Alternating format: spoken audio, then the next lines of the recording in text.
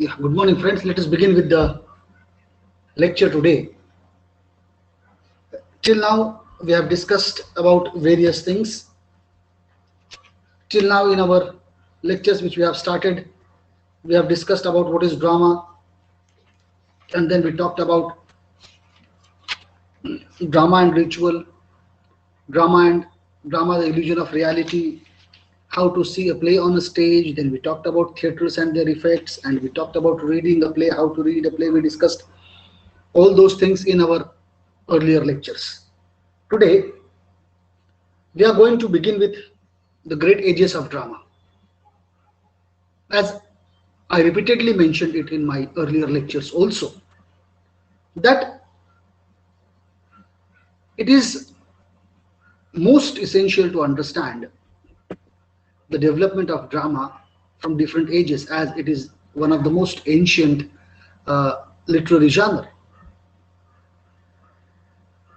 And we have to understand the historical periods which helped this genre to develop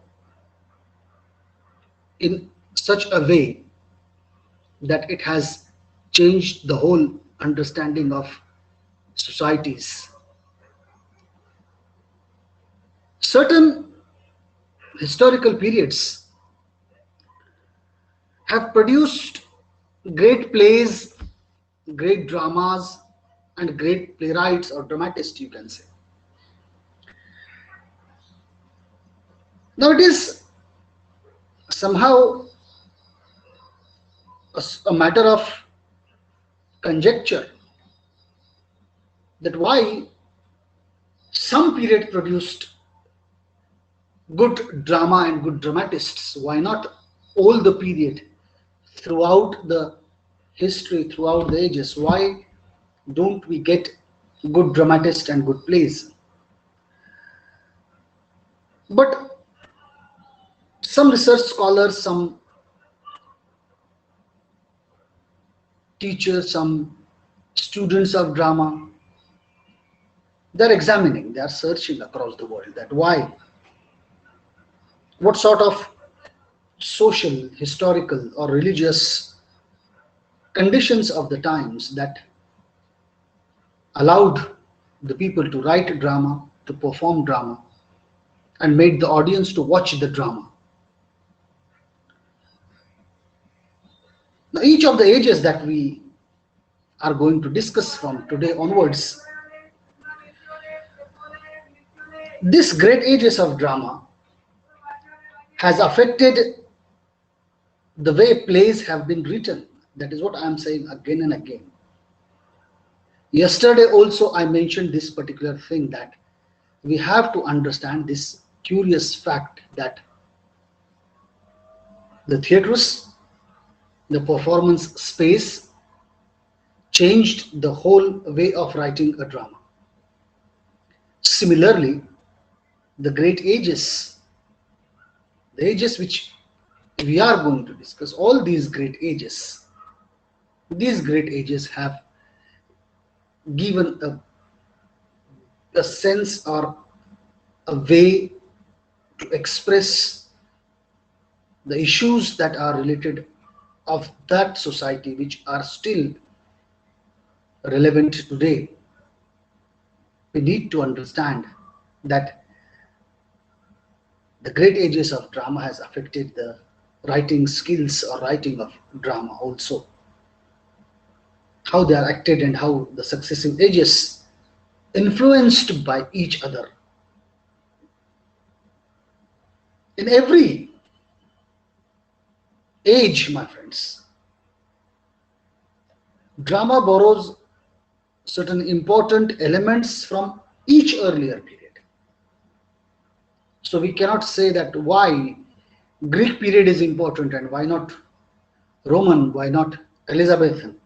Each period has taken something of an earlier period, influenced by earlier period, and then they had carried forward the same thing into their own writings. When we try to start off talking of ages of drama, as I mentioned it earlier also,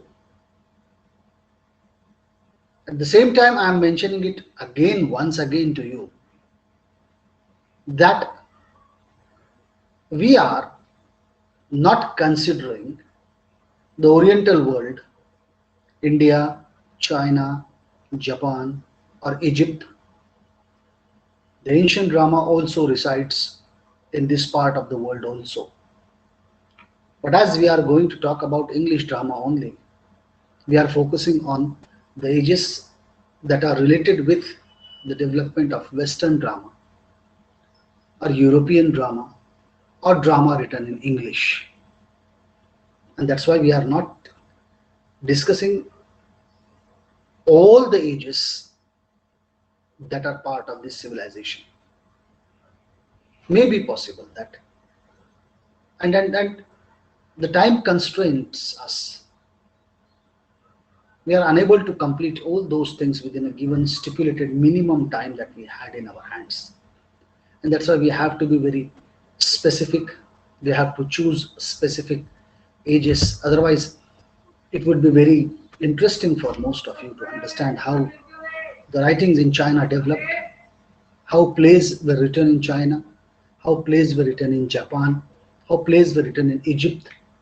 Somehow we can able to know how plays were written in India also. What is the tradition of Indian drama apart from the languages? What is the tradition that we find it in our Indian culture?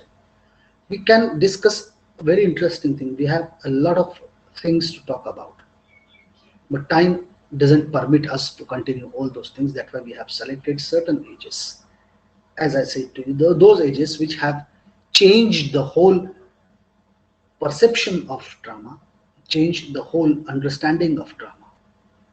And that's why we are going to begin the ages. And as I said, we are going to talk about maximum 5 ages, not more than that, because we have to move further to talk about the rest of the things in Unit 1.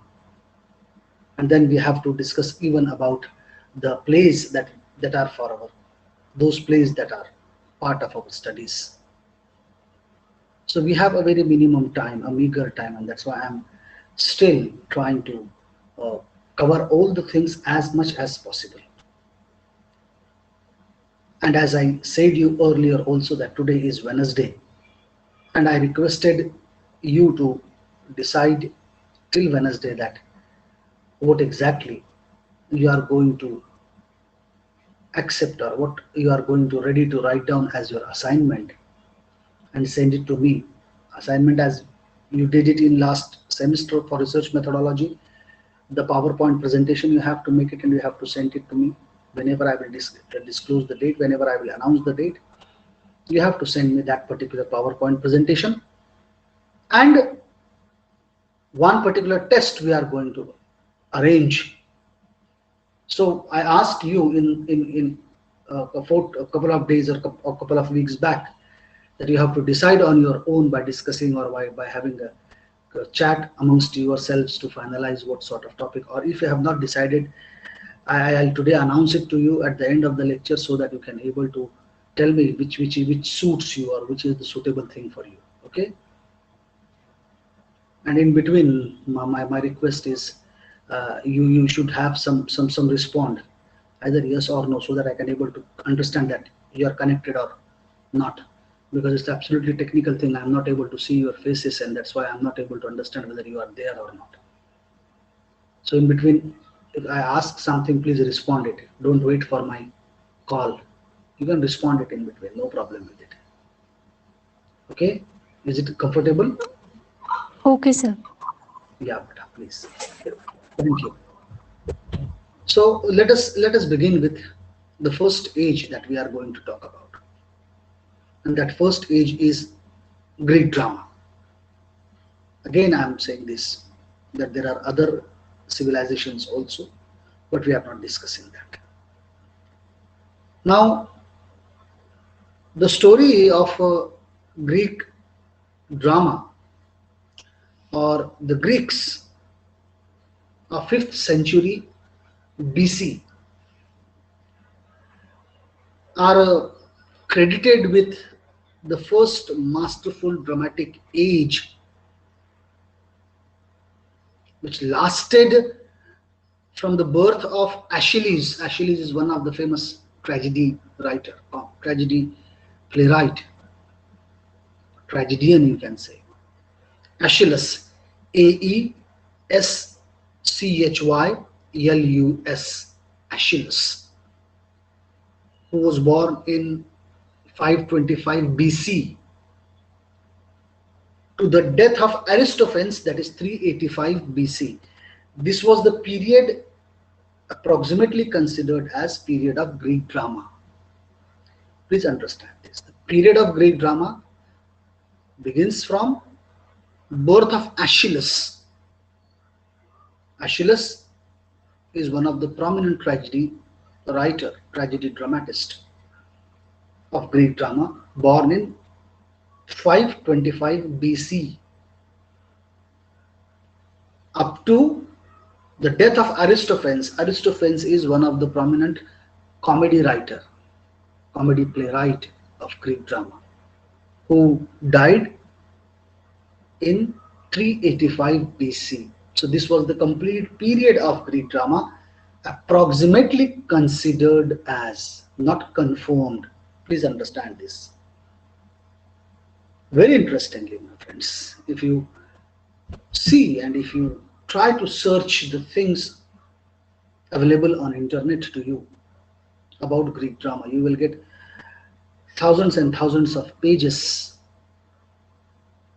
Those discuss about Greek drama, Greek tragedy, Greek comedy, Greek theater. You can have so many things available at your click for understanding it. I'm giving you certain highlights of that particular thing so that you can able to read it, you can able to do all those things after reading it, because I know, again, it's a very sad situation that we are not able to have lengthy discussions on such things. Otherwise, this would be very fruitful for you to understand the exact cultural development that we find it in human civilization. Now, there are certain facts and speculations about Greek drama,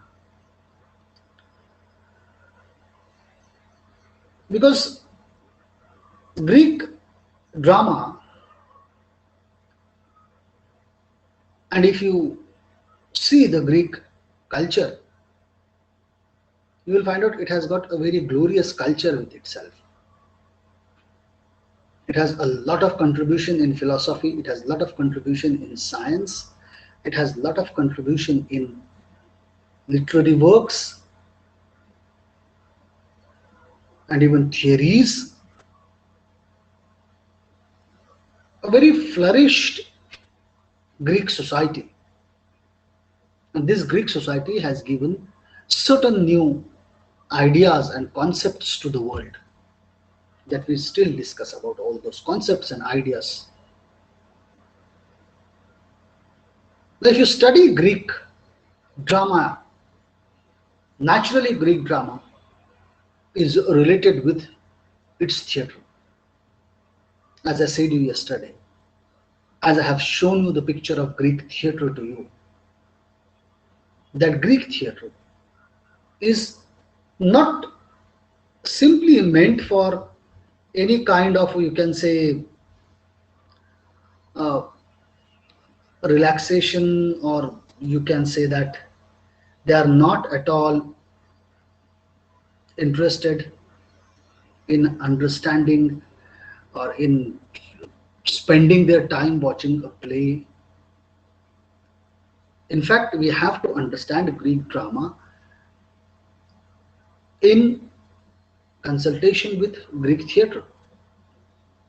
Otherwise, we are not able to understand what Greek drama and how Greek drama deals with certain things into it. Why I'm saying so?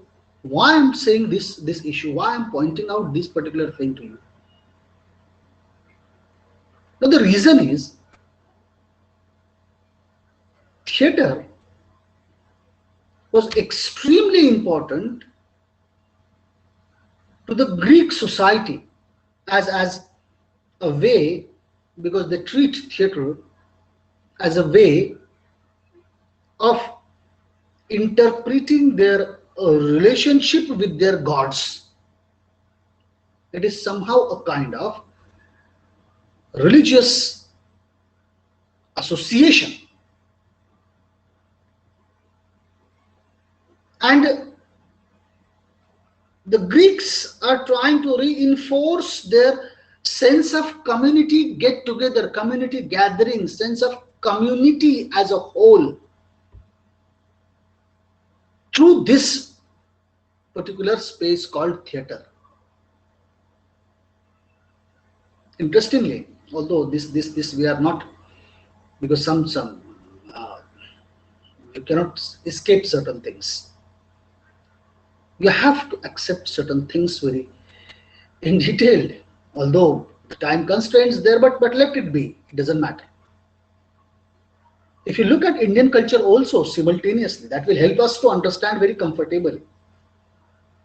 Because if you see very carefully Indian culture also, and if you try to read about Indian drama and Indian theater in particular, you will find out Indian drama was earlier performed in temples and was performed, even the very famous book that India gave to the world was Bharat Muni's Natya Shastra. And if you see in Natya Shastra, Bharat Muni mentioned that how the play should be performed and where it should be performed. He has mentioned all those things in Natya Shastra, and he said that the play should be performed in a Garbha Graha of a temple. That means it is, drama is not, and as I said you earlier also when we talked about drama and ritual, at that time I also mentioned you very categorically that drama is not at all, my friends, an act of entertainment. Drama is actually an act of showing the relationship to God. As I said, Greeks, theater for Greeks. And if you see the whole ancient theater of that period, it is a way to show a relationship to the God. And because of the God, all the people are coming together. That's why a sense of community is developing amongst themselves. The 5th century BC, everything what I'm talking about Greek culture is BC, before Circa. The 5th century BC audience, if you see the audience of that time, most of the people of Greek society were the wealthy citizens. They came early in the morning and they spent the whole day or entire day in theater watching the play.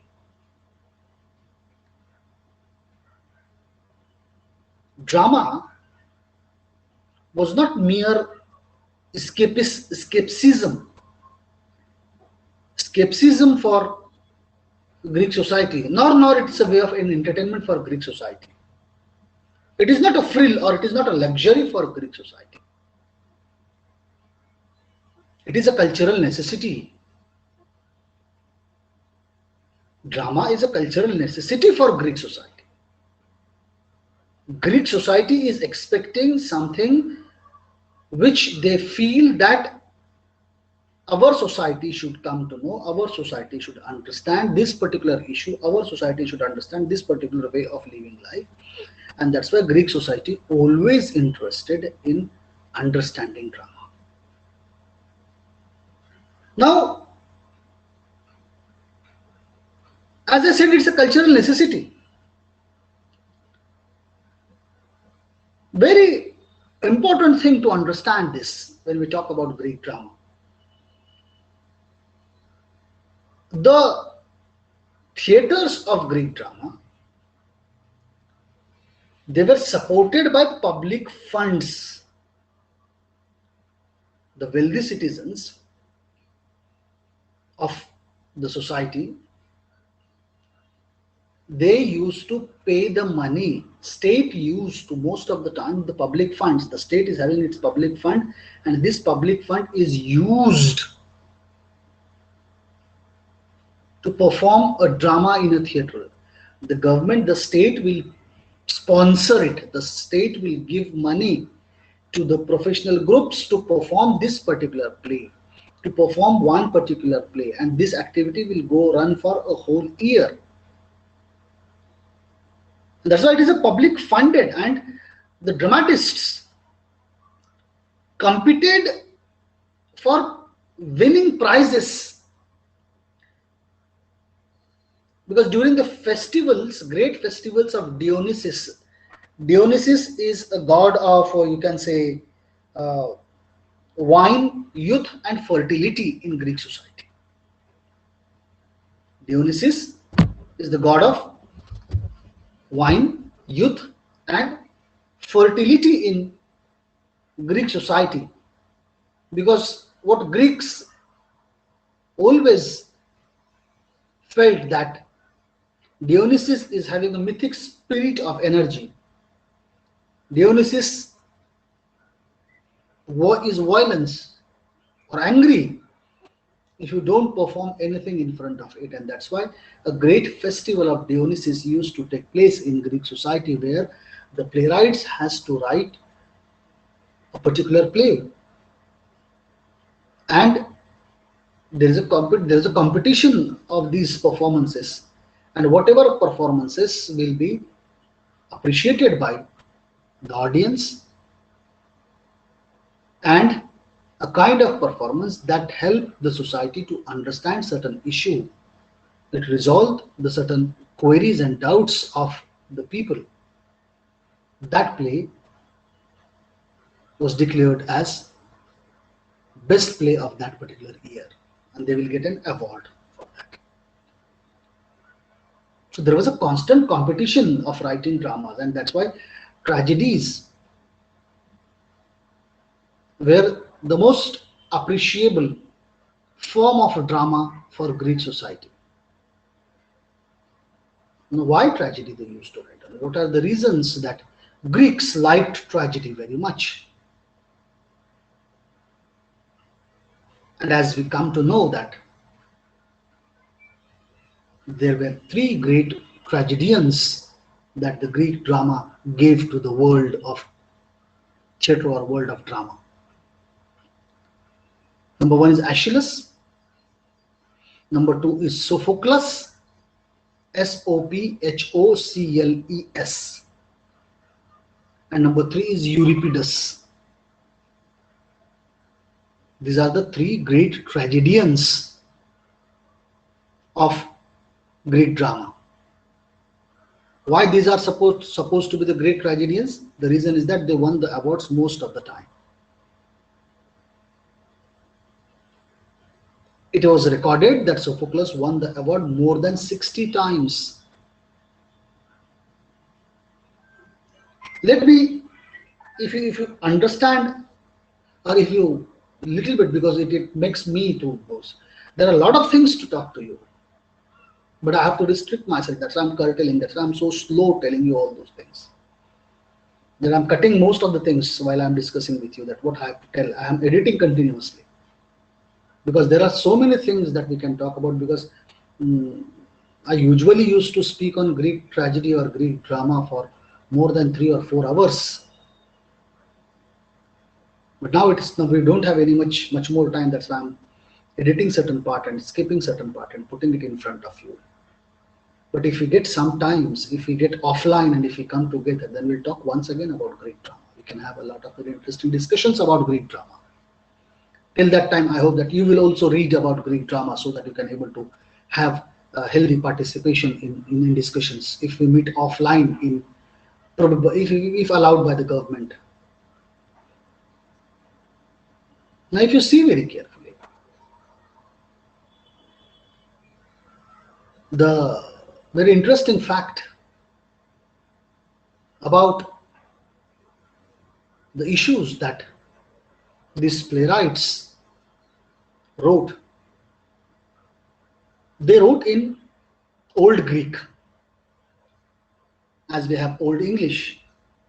We can't understand Old English now today. If you ask, nobody can able to. If they we can read it, but we can't understand it because we are speaking modern English. Language is also changed according to the periods.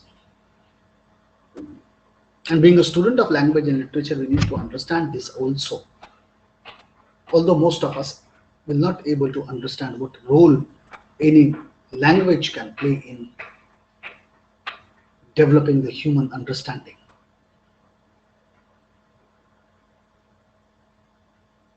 We don't have, as I said, we human beings are very selfish. You know, if you look at the line of philosophers that Greek or theorists that Greek society had produced, Socrates, I'm not going to talk about their history. I'm not going to talk about Socrates. But if you see Socrates, then we have Socrates' student is Plato. Plato, who wrote a very important book called The Republic, where in that book, I'm simply giving a gist of that particular thing. Why I'm telling this, you can able to come to know as we will able to find it out immediately. If you see, Plato, because all these people, they are interested in developing a democratic society. The idea of democracy was developed in Greek society in Europe. And if you look at the history, because when you talk about drama, you cannot escape all those things. You cannot say that, okay, I'm not, we have to talk only about the text. No, no, no. Drama is actually, as I said, is related with your cultural development of human civilization. And so most of the time students used to tell me, sir, why it is not that much important. Okay, I'm not talking from the perspective of your examination, but I'm thinking that a postgraduate student at least should know about something that is related with their own understanding. It will develop your understanding, and that's why I'm saying all those things too. If you look that, I'll give a little bit of history to you so that you can able to understand how Greek drama flourished and how Greek drama developed.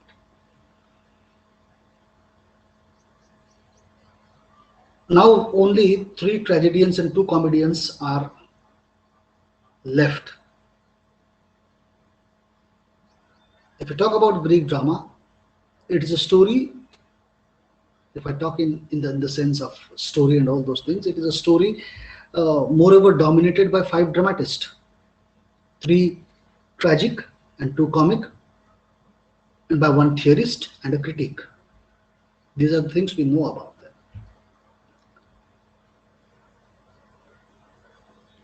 If you go back into the history, in the late 6th century BCE, there was a popular leader, Pisistratus. If you don't remember the name, no problem with it. And Pisistratus, a populist leader, who started a competition for the performance of tragic plays. He started this competition, this leader, as an integral part of the festival. As you know, this habit of arranging a program for people still persists in the leaders. So it was an ancient habit of the leaders to arrange programs like this. So Persistus arranged a competition for tragic plays at a great festival of Dionysus, in the honor of Dionysus, in the season of spring. Season is also important. And then we started this festival, And as I said, what is the reason behind starting this festival? To have a sense of community altogether. Then Pisistratus' son, Hippias, he overthrown his own father's regime, and he introduced a truly democratic form of government developed by very famous theorist Cleisthenes. He developed an idea of democracy, and Hippias followed that idea of democracy. Now, in this course of his reforms, this festival of Dionysus, started by his father, it quickly acquired a civic and political dimension to rival in its earlier religious significance, because Pisistratus started it as a religious festival, but Hippias, as he converted it into democratic society, he has changed the whole idea of religious festival, and he tries to give a formal recognition to the city of Dionysus. He wants to give a recognition to this city. Now, while reforming all those things, the role of Socrates, the role of Plato is most important. If you are the students of political science, I think at your BA level, if you did your graduation in arts, you have one of the subjects called political science. If you have a subject at your graduation level, political science, you'll find out that Plato had written a book called The Republic. And in this book of Republic, Plato mentioned very categorically one thing, that there is no place for a poet in his democratic state. There will be no place for a poet in his civilized or democratic state. Why? Because poets always live in their imaginary world. Now, the word poet is not restricted to the one who writes poetry, but it is also related with the one who writes drama, because all these people they used to call as a poet, who are creative artists in another sense. Because at that time, two categories were known: poets and painters.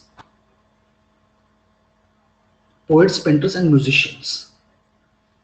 So, poets means all these people who used to write. So he said there is no space, there is no place for these people, because they live in their imaginary world, and whatever they used to write is not real. It is thrice away from reality. That is what he used to say. Thrice away from reality. Now, when it is thrice away from reality, that means whatever the poet says is not true. So in a civilized society, if somebody is not telling truth, he is not allowed to stay, he is not allowed to have his position in this democratic state or civilized state. This is what Plato wrote in his book called Republic. Now, I'm not detailed. The book runs in almost 300 pages. Now, Plato's student, and that is the tradition of argumentation in Greek society. They used to put arguments with each other. Plato's student is Aristotle. Aristotle rejected all the ideas that Plato wrote in his book Republic, and Aristotle wrote a book called Poetics, where he said that why these poets are essential for a good society and how they can able to write down all those things. So he talked about tragedy, he talked about comedy, he talked about epic, he talked about all these writings, creative writings that a poet used to do, and rejecting all the allegations laid down by Plato in his book Republic. Now, if you see that he has already thoroughly rejected all those things, and this poetics we are going to study in the third semester. So Aristotle rejected all the norms laid down by Plato in his book Poetics. And that's why I'm saying so, because what I said, only we remember the three tragic dramatists, two comedy dramatists, few theorists, and few philosophers and critics. This Aristotle's student is Alexander the Great, the one who declared to conquer the whole world. Now, this Aristotle, this Plato, Alexander, when he started his mission to conquer the world with his big army, because he was the student of Aristotle, he was very much interested in reading books. He carried all the books with him. He carried all his library with his war mission. So if there are 10,000 soldiers with him, there are 20,000 books. So he used to carry his library all together to all the places. And at the last stage, they reached to Spain. And there he kept all the library, and then he has to travel to the eastern part of the world to come to India. At that time, his soldiers suggested him that it was impossible to carry the whole library to this part of the world because it was a travel on a sea, and if something happens, the books are going to get damaged. So on the suggestion of the soldiers, Alexander kept all his library in Spain, and he moved to the rest of his mission, and we know the rest of the history. I'm not interested in talking about Alexander's history. What I'm interested in, that when Alexander did not return back to Spain, the Spain was later on become conquered by some other kingdom. And what every invader did in a good society, the invader first of all burned the libraries, because the books will make the people alert. The books may teach the people to understand the injustice, and that's why they always mix you, or they always try to keep you busy with their own agendas of foolish discussions. It is the responsibility of the universities across the world to make aware that what exactly the student, the scholar need to do. Now the whole library of Alexander was burnt down, and in that library there were thousands and thousands of manuscripts written by all these great Greek writers. Now the question remains, and naturally you may have a question in your mind, that how it comes to us, how it reaches to us. Today we are talking about Greek drama. Today we are talking about Sophocles. Today we are talking about Aeschylus. We are talking about Euripides. We are talking about Menander. We are talking about Aristophanes. How are we? Please understand, this is for your general understanding. This is for your common understanding of knowledge. This is general knowledge, I can say in simple words. Used to travel from Arab to Greece, and those Arab traders learned Greek language. So some Arab traders translated all these 5 names which I said to you. They translated Plato, they translated Socrates, they translated Aristotle in Arabic first, and then from Arabic rest of the world comes to know about this great Greek writing. And that's why whatever translations are available to us, either they are survived because of the Arab traders carried it for the sake of translation, that's why they are survived, or some pages are missed, lost, and that's why we are getting very few documents of Greek drama for our studies. And from Arab, then it was translated into Latin, and from Latin it was translated into rest of the European languages, and it comes to English, and then in that way we started to understand that there was a Greek drama. Now, if you look at the whole canvas that I put in front of you of Greek society, of Greek drama, why I said all those things to you? Because there is one word we use always, and that word is called as Thespian. Thespian. If somebody is a very legend, very great person, we said he is Thespian. A Thespian, that was said that. Dilip Kumar was Thespian of Indian School of Acting in films, in Bollywood or in Hindi films. Thespian. A legend. Thespian means a legend. Now, why this word Thespian? What is the etymology of this word Thespian?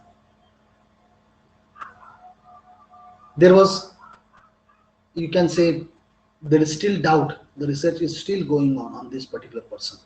There is a person in this society, city of Dionysia. There is a spectral figure of Thespis, Thespis. Thespis, who was a writer, who was actor, who was priest, or maybe combination of all these three. It was still need to be researched. This Thespis,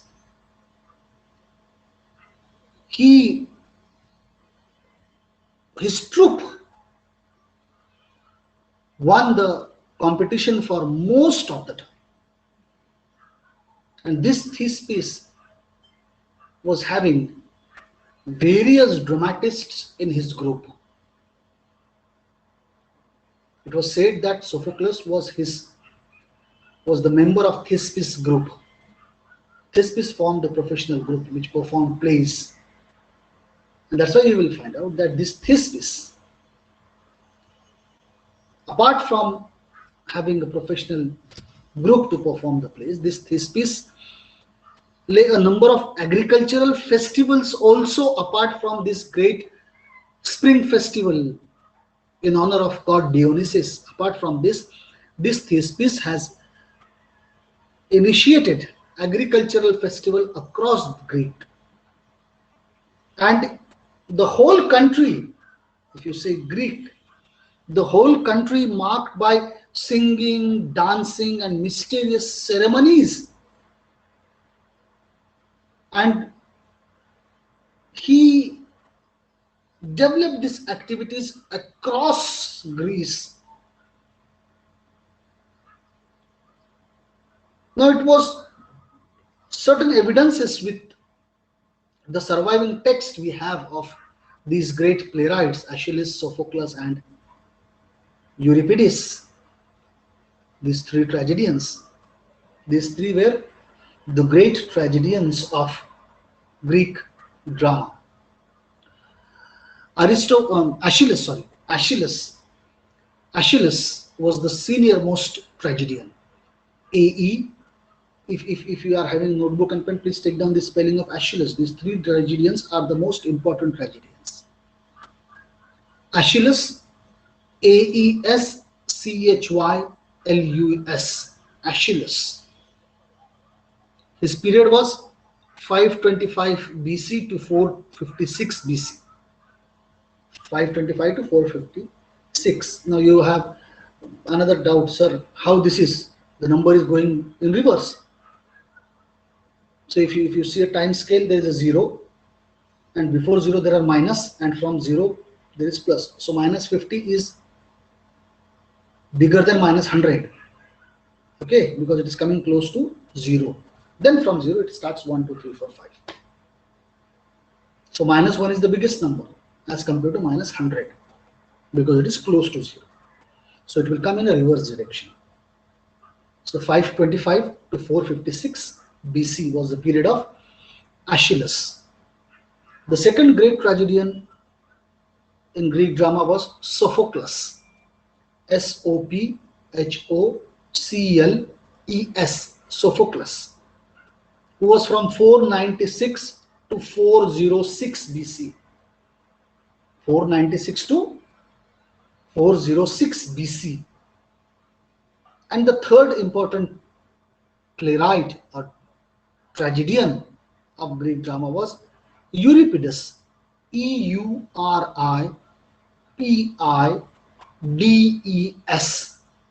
Euripides. His period was 480 to 406 BC. He was the youngest playwright amongst these three. These are the three great tragedians of Greek drama. There were two great comedy writers, comedians also. One is Menander. One is Aristophanes. The senior most is Aristophanes. Aristophanes' period is, I'll spell Aristophanes, A-R-I-S-T-O, Aristo, P-H-A-N-E-S, Aristophanes. It is a one word. Aristophanes, 448 to 380 BC. This was his period. And the last dramatist who used to write comedy was Menander, M-E-N-A-N-D-E-R, Menander, who wrote plays. His period was 342 to 292 BC. 342 to 292 BC. Now these playwrights used to write the plays, and one of the important, you can say, all these playwrights, when they write the play, Aristotle, whose period starts from 384 BC to 322 BC. Excuse me, friend, there is an immediate urgent call from the university. I'll just simply attend the call.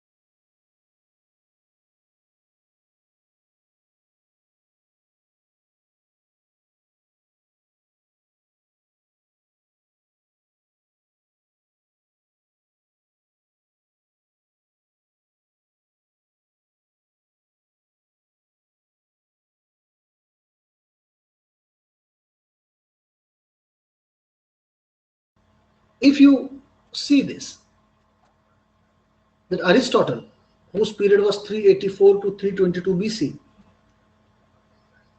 some of the writings by these playwrights, excuse me, friends.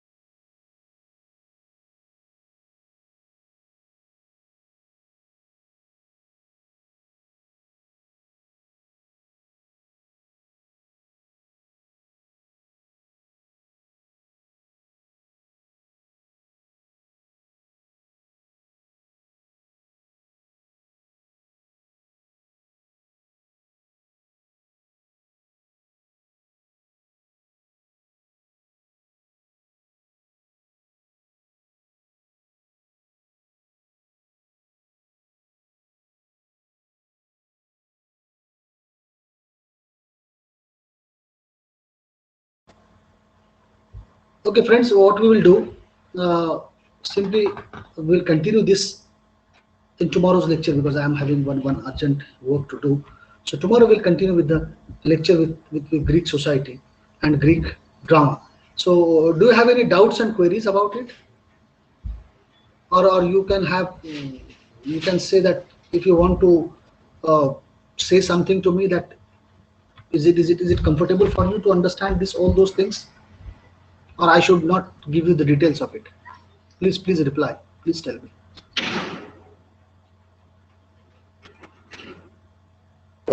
It's really informative. We want such details to understand it better. Okay, you require these details. Okay, no problem. Yeah. Yeah. So we'll continue with this tomorrow. And the second thing which I said to you at the beginning of my lecture